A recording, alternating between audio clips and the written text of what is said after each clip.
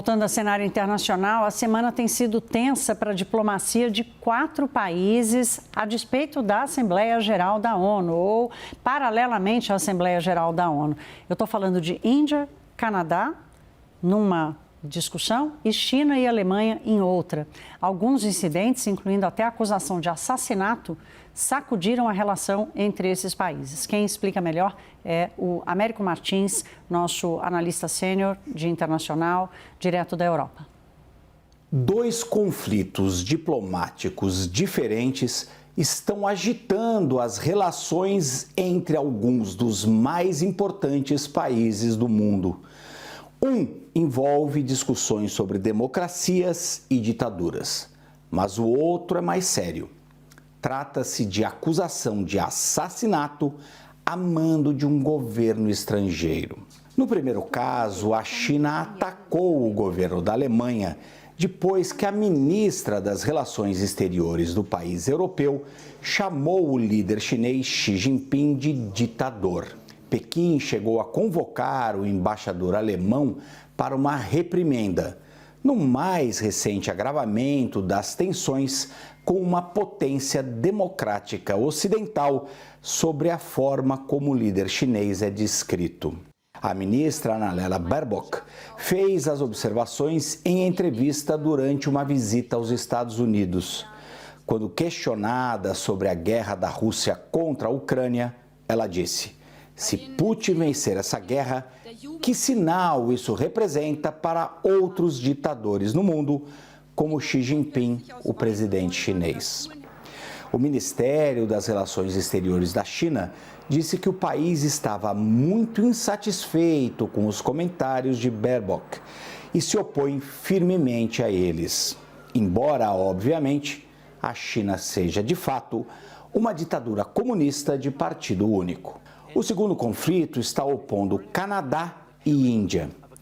O primeiro-ministro canadense, Justin Trudeau, disse na segunda-feira que as agências de inteligência do país estavam investigando ativamente alegações que ligavam o governo indiano ao assassinato de Hardeep Singh Nijjar, no estado de Colômbia Britânica, em junho. A Índia rapidamente rejeitou a afirmação, considerando-a absurda. O governo indiano expulsou um diplomata canadense, agravando ainda mais as já fracas relações diplomáticas entre os 2 membros do G20. O caso atrapalhou negociações sobre um potencial acordo comercial bilateral e pode levar a consequências mais sérias entre os 2 países. Américo Martins, de Londres, para a CNN Brasil. Lorival Santana já está aqui comigo de novo. Lorival, muito grave isso, hein? É briga de gente grande. O que a gente espera desse conflito? Esses 2 casos, Alemanha e China e... Especialmente Índia e Canadá, que tem uma acusação de assassinato. São casos diferentes, mas existe uma dinâmica interna que é comum aos 2, né? É claro que a Índia é uma democracia e não tem, de fato, um histórico de assassinatos assim no exterior, mas a Índia está mudando.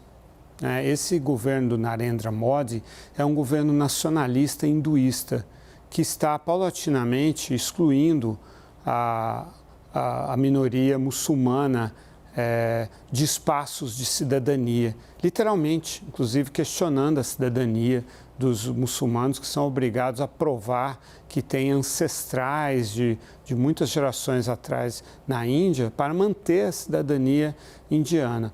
O partido do primeiro-ministro indiano é um partido ultranacionalista que já tem um longo histórico de perseguição aos muçulmanos. Então, nesse sentido, a Índia, e aí nós estamos falando dos Sikhs, que são uma outra minoria religiosa na Índia, né, no caso, a Índia está realmente perdendo aquela tradição de democracia multirreligiosa que é essencial na identidade indiana. Ainda realiza eleições, ainda tem uma aparência de democracia, mas essa democracia está sendo corroída no seu espírito. Já a China não, a China é uma ditadura sim, mas que também está numa transição. Quer dizer, aquela meritocracia criada pelo Deng Xiaoping no final dos anos 70 foi solapada pelo Xi Jinping no seu projeto de perpetuação do poder. Partiu para o terceiro mandato.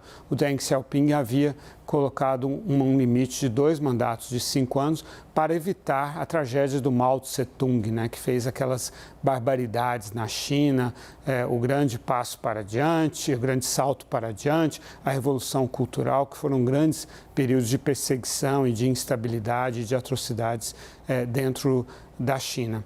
E no campo global e geopolítico, existe hoje uma exacerbação de uma tensão e de um conflito realmente entre o grupo dos países democráticos e o grupo das autocracias.